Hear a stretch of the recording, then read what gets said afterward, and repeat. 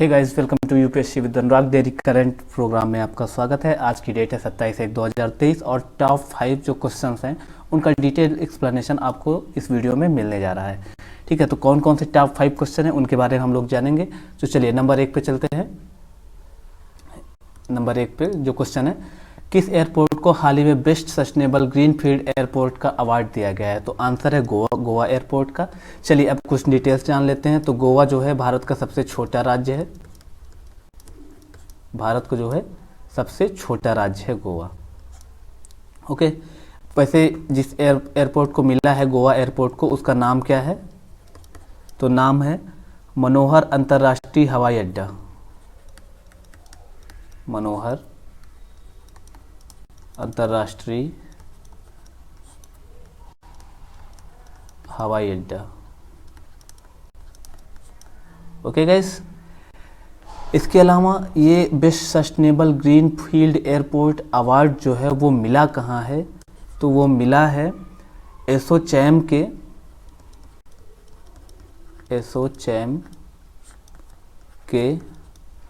14वें अंतर्राष्ट्रीय सम्मेलन में। 14वें अंतर्राष्ट्रीय सम्मेलन में। ओके, ठीक है। और इस अवार्ड को किसने दिया? तो इसका प्रतिनिधित्व किया है केंद्रीय नागरिक उड्डयन मंत्री। केंद्रीय नागरिक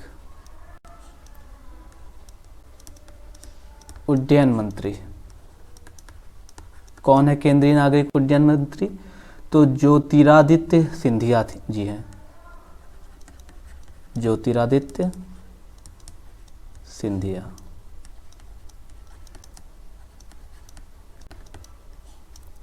इन्होंने ये अवार्ड दिया है गोवा एयरपोर्ट को। ओके, चलिए थोड़ा सा इसका कलर चेंज कर लेते हैं उसके बाद। ठीक, अच्छा, इस एयरपोर्ट का जो है ये ग्रीन फील्ड एयरपोर्ट है। इसका उद्घाटन किसने किया था? उद्घाटन किसने किया था? तो उद्घाटन किया था आदरणीय प्रधानमंत्री मोदी जी ने, पीएम मोदी जी ने किया था। कब किया था? तो 11 दिसंबर 2022 को किया था। 11 दिसंबर 2022 को इसका उद्घाटन आदरणीय प्रधानमंत्री मोदी जी ने किया था। ओके, वाणिज्यिक संचालन के लिए, वो तो सिविल उसके लिए किया था। वाणिज्यिक संचालन की बात करें, वाणिज्यिक संचालन की बात करें तो वाणिज्यिक संचालन जो इसमें शुरू हुआ है, ठीक है, वो 5 जनवरी से शुरू हुआ है। 5 जनवरी 2023 से शुरू हुआ है। ओके, अब थोड़ा सा जान लेते हैं कि best sustainable green field award के बारे में। ठीक, तो ग्रीन फील्ड एयरपोर्ट क्या होते हैं ये जान लो पहले। ग्रीन फील्ड एयरपोर्ट क्या होते हैं? ग्रीन फील्ड एयरपोर्ट, देखिए जितने भी जो एयरपोर्ट हैं जो इको फ्रेंडली एयरपोर्ट हैं, इको फ्रेंडली, उन इको फ्रेंडली एयरपोर्ट को ग्रीन फील्ड एयरपोर्ट कहा जाता है। लेकिन जो है जो ग्रीन फील्ड एयरपोर्ट हैं ये पूरी तरह से नए एयरपोर्ट होते हैं। पूर्णतया नए एयरपोर्ट होते हैं। ठीक है, मतलब कि पुराने एयरपोर्ट को आप उसको फिर से ग्रीनरी में तब्दील करके और फिर आप उसको ग्रीन फील्ड एयरपोर्ट नहीं कहते हो। उसको क्या कहते हैं? उसको पूर्णतया जो उसको ब्राउन फील्ड एयरपोर्ट कहते हैं। जो पुराने एयरपोर्ट हैं अगर उनको ग्रीन फील्ड एयरपोर्ट बनाया जाता है तो उसको क्या कहते हैं? Brown field airport. मम्मी पूजा कर रही हैं। ब्राउन फील्ड एयरपोर्ट की संज्ञा दी जाती है। ओके, तो अगर हम बात करें कि सबसे पहला ग्रीन फील्ड एयरपोर्ट कौन सा है? सबसे पहला green field airport, sorry for disturbance, सबसे पहला ग्रीन फील्ड एयरपोर्ट कौन सा है? तो गाइस आप सोचो, कमेंट कर सकते हो, मैं बता दूं क्या? चलो बता देता हूँ। ओके, काजी नजलूम इस्लाम, नजलूम इस्लाम एयरपोर्ट कहाँ पे स्थित है? तो ये दुर्गापुर में है। अब दुर्गापुर कहाँ है, इसका कमेंट आपको बताना है। देखिए, ग्रीनफील्ड एयरपोर्ट के बारे में तो हमने पढ़ लिया, लेकिन ग्रीनफील्ड एयरपोर्ट बनाए क्यों जा रहे हैं, तो थोड़ा सा हम पहले इसको मिटा लेते हैं। ग्रीनफील्ड एयरपोर्ट क्यों बनाए जा रहे हैं, आई होप आपने इसको लिख लिया होगा। ठीक है, अब इसको थोड़ा सा मिटा देते हैं।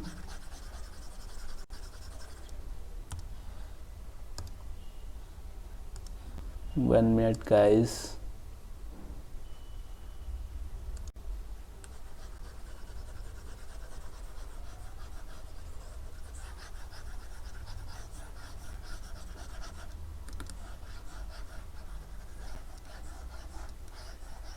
ठीक है, ग्रीनफील्ड एयरपोर्ट क्यों बनाए जाते हैं, ये भी तो हमको सोचना चाहिए भाई। पहले से भी तो हमारे देश में एयरपोर्ट हैं, तो उनको उनको नए एयरपोर्ट को ग्रीनफील्ड एयरपोर्ट बनाने की क्या ज़रूरत है? तो देखिए, जो ग्रीनफील्ड एयरपोर्ट होते हैं, ग्रीनफील्ड एयरपोर्ट को ग्रीन कलर से लिखते हैं, ग्रीनफील्ड एयरपोर्ट। ठीक, तो सबसे पहले तो इसका जो है कार्बन उत्सर्जन जो है वो बहुत कम होता है। इन एयरपोर्ट्स का कार्बन उत्सर्जन बहुत कम होता है, नंबर 1। दूसरा, ये एयरपोर्ट नवीकरणीय ऊर्जा से संचालित होते हैं, ऊर्जा से इनका संचालन होता है। प्लस इको फ्रेंडली होते हैं, इको फ्रेंडली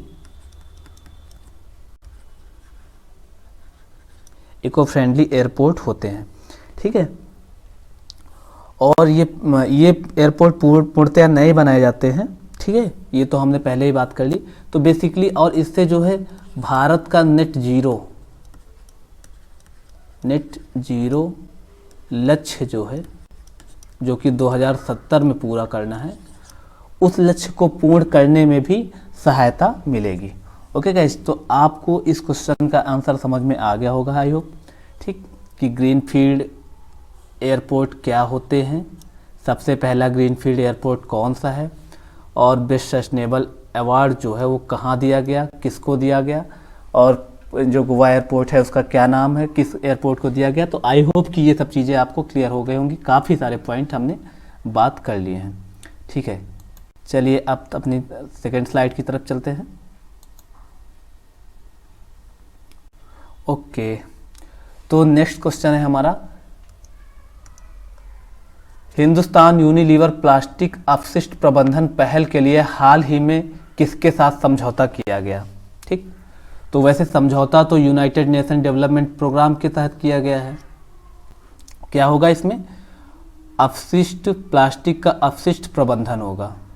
ठीक, और जिससे कि इन्वायरमेंटल इको फ्रेंडली काम होगा और इन्वायरमेंट से प्लास्टिक का कचरा कम किया जा सकेगा।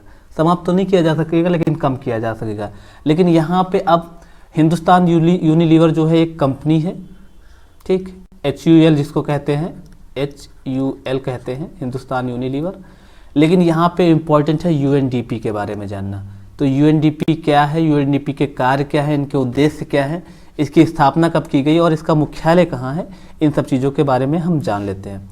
तो सबसे पहले फुल फॉर्म जानते हैं, United Nation development program. United Nation development program या संयुक्त राष्ट्र विकास कार्यक्रम। बेसिकली ये क्या है? ये एक वैश्विक कार्यक्रम है।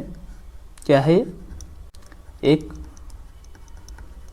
वैश्विक कार्यक्रम है। किसका है? किसका वैश्विक कार्यक्रम है? तो ये संयुक्त राष्ट्र का वैश्विक कार्यक्रम है। संयुक्त राष्ट्र का वैश्विक कार्यक्रम है। ठीक है, अब बात कर लेते हैं कि इसके कार्य क्या क्या हैं। तो कार्यों की अगर बात करें सही, इसके कार्य क्या क्या हैं, यूएनडीपी के कार्य क्या क्या हैं, तो आप पॉइंट वाइज नोट कर सकते हो। नंबर 1 पे है कि ये गरीबी उन्मूलन और असमानता के लिए कार्य करता है। गरीबी उन्मूलन आवलिक असमानता के लिए कार्य करता है। नंबर 2 पे वैश्विक शांति, ये कार्यक्रम जो वैश्विक शांति स्थापना के लिए प्रयास करता है। नंबर 3 पे क्या है, आधारभूत संरचना का निर्माण करता है विभिन्न देशों में। आधारभूत संरचना का निर्माण, आधारभूत संरचना का निर्माण करता है विभिन्न देशों में। नंबर 4, वैश्विक नेटवर्क को सुरक्षा, जो संचार होता है वैश्विक संचार को मजबूती प्रदान करता है। वैश्विक संचार को मजबूती प्रदान की कोशिश करता है। ठीक है। नंबर 5 पे क्या है, सतत विकास लक्ष्यों की प्राप्ति करता है। सतत विकास लक्ष्य, इनकी क्या प्राप्ति की करने की कोशिश करता है। और एक और पॉइंट नंबर 6 पे लिख लेते हैं कि ये लोकतांत्रिक शासन को बनाए रखने की कोशिश करता है। लोकतांत्रिक शासन को बनाए रखने की कोशिश करता है। ये मेंस के पॉइंट ऑफ व्यू से भी है, प्री प्लस मेंस। मैं चाहता तो आपको सिर्फ इतना बता देता कि हिंदुस्तान यूनिलीवर प्लास्टिक अपशिष्ट प्रबंधन समझौता किसके साथ हुआ है, यूनाइटेड नेशन के साथ। लेकिन मैंने इसको रिसर्च किया, यूनाइटेड नेशन के बारे में डिटेल्स बताई आपको।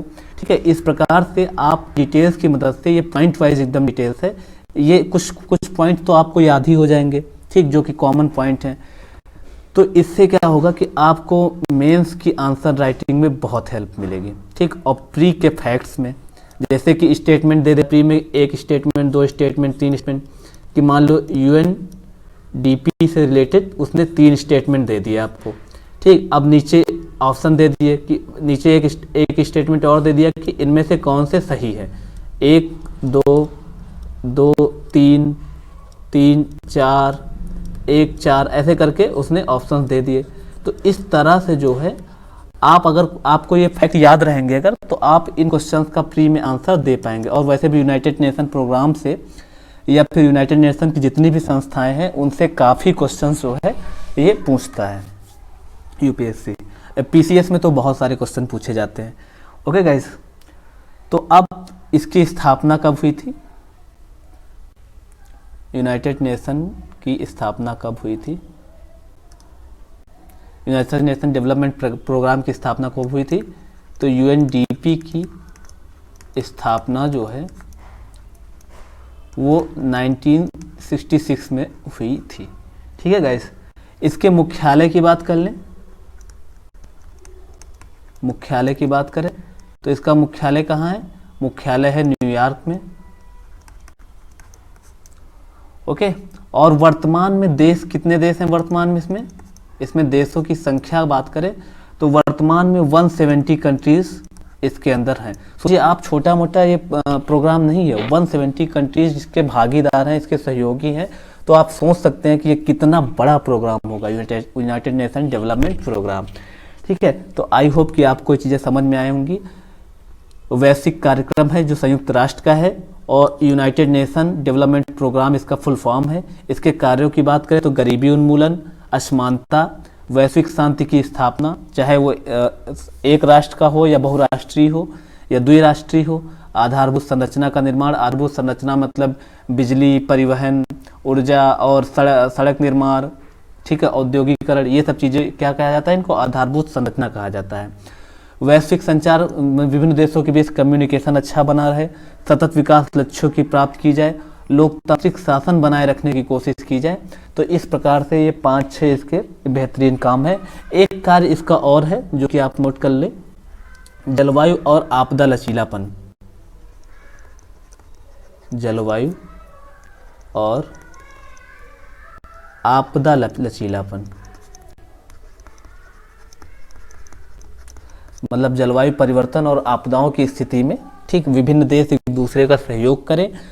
स्थानीय स्तर पे अगर देश के अंदर है तब भी सहयोग को बढ़ावा दिया जाए, और अंतर्राष्ट्रीय स्तर पे है तब भी सहयोग को बढ़ावा दिया जाए। तो इस प्रकार से जलवायु परिवर्तन, जैसे अभी COP27 हुआ, तो इस प्रकार से बहुत सारे प्रोग्राम जो है जिनमें एक साझी भागीदारी की कल्पना की जाती है, उस कल्पना को कहीं ना कहीं मूर्त रूप देने का कार्य UNDP द्वारा किया जाता है। ठीक है गाइस, तो आई होप कि आपको चीज़ें समझ में आई होंगी। चलिए अपने नेक्स्ट स्लाइड की तरफ चलते हैं। ठीक है, हाल ही में प्रौद्योगिकी, सॉरी ये प्रौद्योगिकी नहीं है, ये है प्रौद्योगिकी। क्या है ये? प्रौद्योगिकी। हाल ही में प्रौद्योगिकी और चुनाव अखंडता का उपयोग विषय पर दूसरे अंतर्राष्ट्रीय सम्मेलन की मेजबानी की किसने की? कहाँ की गई? नई दिल्ली में हुई है, नई दिल्ली में। और किसने की? तो इसका उत्तर है मुख्य चुनाव आयुक्त।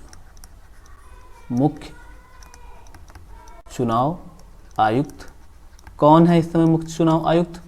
तो मुख्य चुनाव आयुक्त हमारे जो हैं वो राजीव कुमार सर हैं,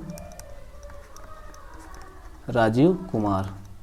ठीक, ये चुनाव अखंडता और हाल ही में प्रौद्योगिकी, इसका क्या मतलब है? तो देखिए ये एक सम्मेलन है बेसिकली, जो क्या है? एक सम्मेलन है जो चुनाव की अखंडता, चुनाव की पवित्रता, चुनाव में प्रौद्योगिकी का प्रयोग, टेक्नोलॉजी का, ठीक, चुनाव में जो धांधली होती है या जो भी आपत्तिजनक कार्य होते हैं उनसे सुरक्षा। तो इस प्रकार से इस सम्मेलन में ऐसे बहुत सारे विषयों पर डिस्कशन किया जाएगा। ठीक, ओके। और इस चुनाव में लगभग इस सम्मेलन में जो है, इस सम्मेलन में 17 देश और चुनाव प्रबंधन संस्थाएं जो होती हैं, चुनाव प्रबंधन संस्थाओं के 43 प्रतिनिधि जो है इसमें सम्मिलित होंगे। तो अपने आप में ये एक बड़ा सम्मेलन है, ठीक, और काफ़ी महत्व रखता है। जिससे क्या क्या इसमें डिस्कशन किए जाएंगे वो तो बात की बात है, लेकिन अभी देखने वाला है कि इसका आयोजन कैसे होता है। 2 दिवसीय आयोजन होता है इसका। ठीक, कितने? 2 दिवसीय आयोजन। ठीक, अब ये बात कर लेते हैं कि मुख्य चुनाव आयुक्त की नियुक्ति कौन करता है?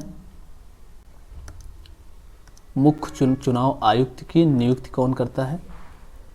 तो मुख्य चुनाव आयुक्त की नियुक्ति कौन करता है? तो इनकी नियुक्ति जो है वो राष्ट्रपति करते हैं। योग्यता क्या है? तो मुख्य चुनाव आयुक्त जो है, ठीक है, वो 65 वर्ष तक बने रहते हैं, 65 वर्ष तक बने रहते हैं। और इनका जो कार्यकाल है वो 6 वर्ष का होता है। मतलब दोनों में से जो भी आ जाए, या तो 6 वर्ष पूरा हो जाए या फिर 65 वर्ष की आयु पूरा हो जाए। ठीक है, इसके अलावा जो अन्य चुनाव आयुक्त होते हैं, अन्य चुनाव आयुक्त होते हैं, अन्य चुनाव आयुक्तों की कार्यकाल तो 6 वर्ष का ही होता है, लेकिन अगर एज की बात करें तो वो 62 वर्ष होती है। ठीक, तो ये हो गया मुख्य चुनाव आयुक्त के बारे में। और ऐसा नहीं है कि ये लोग राष्ट्रपति के प्रसाद पर्यंत बने होते हैं, ऐसा कुछ नहीं, इनका बाकायदा सिलेक्शन किया जाता है। तो इस चुनाव जो सम्मेलन हो रहा है, इसका चुनाव की पवित्रता को कैसे बनाए रखा जाए, प्रौद्योगिकी का इस्तेमाल कैसे किया जाए, चुनाव में जो धांधलियां होती हैं उनको कैसे नकारा जाए, 17 देश इस चुनाव में शामिल हो रहे हैं, इस सम्मेलन में शामिल हो रहे हैं, और चुनाव प्रबंधन संस्थाएं जो है उनके लगभग 43 प्रतिनिधि इस चुनाव में शामिल हो रहे हैं। और मुख्य चुनाव आयुक्त जो है राजीव कुमार जी हैं वर्तमान में, और ये इस सम्मेलन की मेजबानी करेंगे, और इसका आयोजन जो है वो नई दिल्ली में हो रहा है। ठीक है, चलते हैं अपने नेक्स्ट स्लाइड की तरफ। ओके, तो हाल ही में श्रीलंका के ऋण पुनर्गठन कार्यक्रम का समर्थन करने वाला पहला देश कौन बना? तो हमारा भारत महान जो है वो ऋण पुनर्गठन कार्यक्रम जो है उसके लिए जो है श्रीलंका का समर्थन कर रहा है। ठीक है, तो क्या हो रहा है इसके बारे में चलो जान लेते हैं। देखिए, अभी हाल ही में हमको न्यूज़ में देखने को मिला था कि श्रीलंका जो है वो आर्थिक संकट से गुजर रहा है, आर्थिक संकट से गुजर रहा है। मतलब एक प्रकार से देखा जाए तो दिवालिया होने वाली स्थिति आ गई है इसकी। ये क्या हो रहा है भाई? अरे अरे अरे अरे अरे अरे ऑटोमेटिक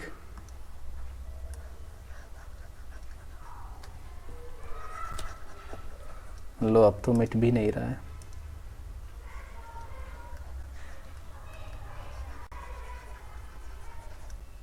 ओके गाइस, लगता है कुछ इशू आ रहा है।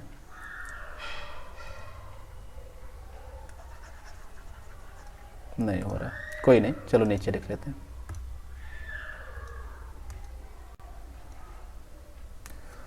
ओके, तो ऋण पुनर्गठन कार्यक्रम जो है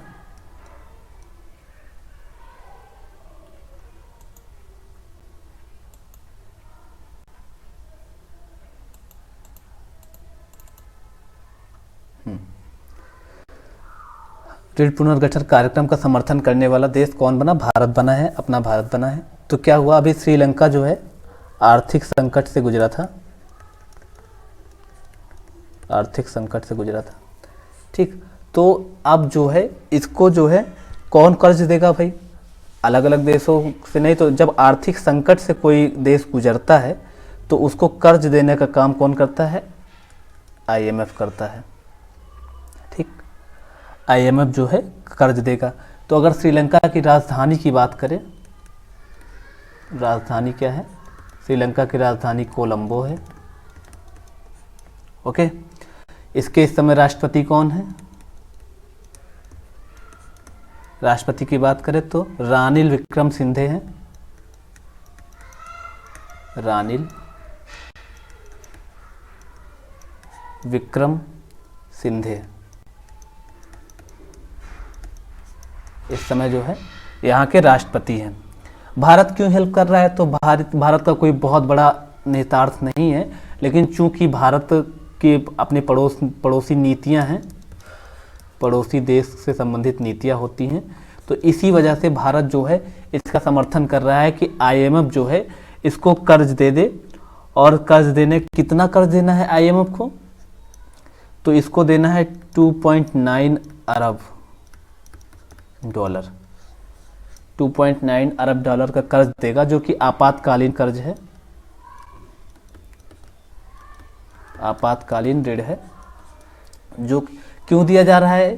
तो इसलिए दिया जा रहा है ताकि ये आर्थिक तंगी से निकल सके, आर्थिक तंगी या आर्थिक संकट की स्थिति से निकल सके बाहर, और जो है अपने देश का जो विकास है वो एक बार फिर से कर सके।